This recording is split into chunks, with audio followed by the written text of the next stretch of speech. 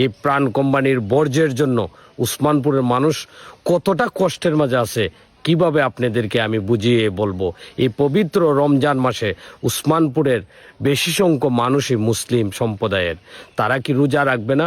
এই প্রাণ কোম্পানির বর্জ্য দুর্গন্ধের জন্য রাস্তাঘাটে বাইরনে যাচ্ছে না, আসরের নামাজ পড়ে কোথাও আপনি বসতে পারবেন না, এতটাই দুর্গন্ধ। যখন আপনি সেরি করবেন, উসমানপুরের মানুষ সেরি করার সময় দুর্গন্ধ, ইফতারে যখন বসে তখন এই প্রাণ কোম্পানির বর্জ্যের বিটের দুর্গন্ধের জন্য এই মুসলমান সম্প্রদায়ের উসমানপুরের মানুষ কতটা কষ্টে আছে আপনারা কি জানেন? এখানে দেখেন এই উসমানপুরের প্রাণ কোম্পানি হওয়ার পরে গোটা 10 থেকে 15 জন মানুষের তাদের ভাগ্যের পরিবর্তন হয়েছে। যারা এখানে যে তেলবাজি করছে, প্রভাব খাটাইছে, তারা তাদের ভাগ্যের পরিবর্তন হয়েছে। বাকি যারা উসমানপুরের মাঝে 1000, 2000, 5000 মানুষ হয়েছে, শিবনগরের মানুষ রয়েছে, কৈয়াউরির মানুষ রয়েছে, বসিবিলের মানুষ রয়েছে, দলাজায়ের মানুষ রয়েছে, তাদের কোনো ভাগ্যের পরিবর্তন হয় নাই। এখানে আমাদের গোটা 10-12 জনের ভাগ্যের পরিবর্তন হয়েছে।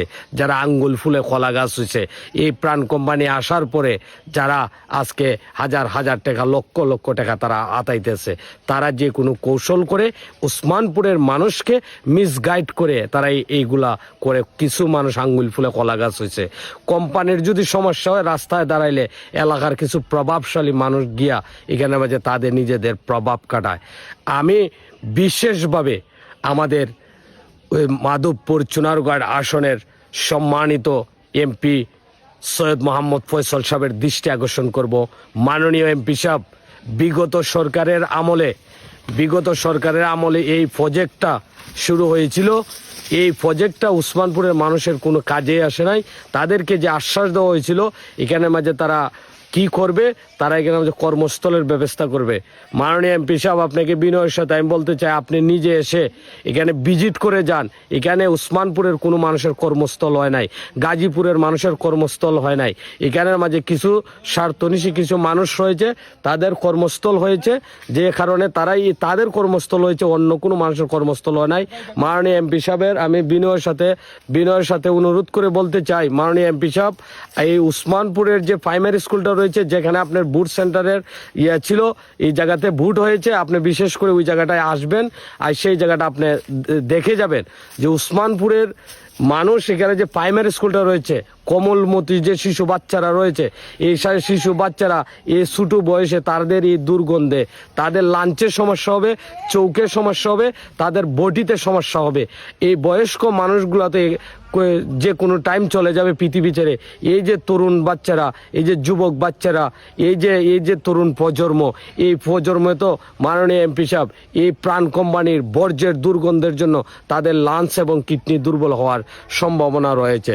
মাননীয় এমপি সাহেব, আমি চুনারঘাট ইউনিয়নে 1 নং গাজীপুর ইউনিয়নের 9 নং ওয়ার্ড থেকে বলছি, যে 9 নং ওয়ার্ড মাননীয় এমপি সাহেব আপনাকে 1300 ভোট দিয়েছে এই ওয়ার্ডের মানুষ। মাননীয় এমপি সাহেব, সৈয়দ মোহাম্মদ ফয়সল সাহেবের দৃষ্টি আকর্ষণ করতে চাই, যিনি আমাদের ফয়সল সাহেবের সুযোগ্য সন্তান, আমাদের ইস্তেয়াক ভাই, উনি এই জায়গায় আসছিলেন, উনি এই জায়গায় প্রোগ্রাম করে গেছেন।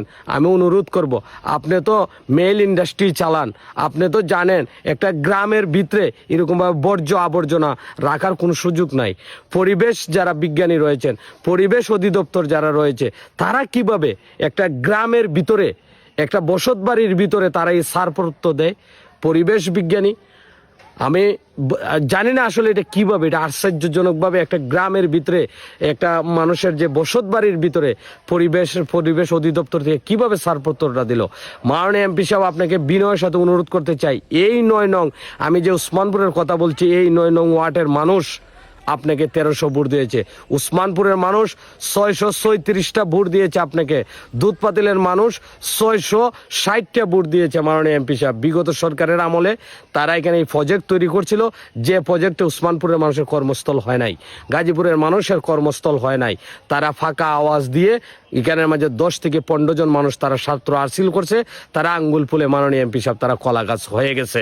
আমি আর একটা তথ্য মাননীয় এমপি সাহেব আপনার মাধ্যমে দিয়ে রাখতে চাই। মাননীয় আমাদের যে ডিসি মহোদয় রয়েছেন, জেলা প্রশাসক রয়েছেন, প্রশাসনিক কর্মকর্তা রয়েছেন, আপনাদেরকে একটু দৃষ্টি আকর্ষণ করতে চাই, একটা গ্রামের ভিতরে কিভাবে এখানে মাঝে পরিবেশ অধিদপ্তরের ছাড়পত্রটা আসলো, কিভাবে আসলো, কারা এটা প্রসেস করলো, এই বর্জ্যগুলা কিভাবে যাচ্ছে আমাদের এদিক দিয়ে। প্রশাসনের দৃষ্টি আকর্ষণ করে বলতে চাই, আপনারা যেহেতু প্রশাসন যেহেতু আপনারা নিয়ন্ত্রণ করেন, আপনারা নিশ্চয়ই অবগত আছেন, গ্রামের একটা রাস্তা দিয়ে তারা যে বড় বড় এমন দুর্গন্ধ আয় কি যে কিতা ভিতর থেকে আপনি রক্ষণটা বাড়িয়ে যাইবে এরকম লাগে। এটা তো রোগ সৃষ্টি হয়ে যাবে। রোগ সৃষ্টি কি তার রোগ তো সৃষ্টি হয়েছে এর আগ থেকে আমার যে অবস্থা দেওয়াটা এই যে শরীরে ফুটন ধরে লিছে, ফুটন ধরছে। ইস, এরপরটা ওই জিএম আছে, তারা আমি কইলাম, সে আমার বাইক নিয়ে যাইছে, ভাই আমি এখনো পাঠাইতে আমার কোনো যে তো শরীরের মাঝে ফুড হইতে হইতে খাজলির মতো নইয়া পড়ে, এটা তো সমস্যা দেখা লাগবে।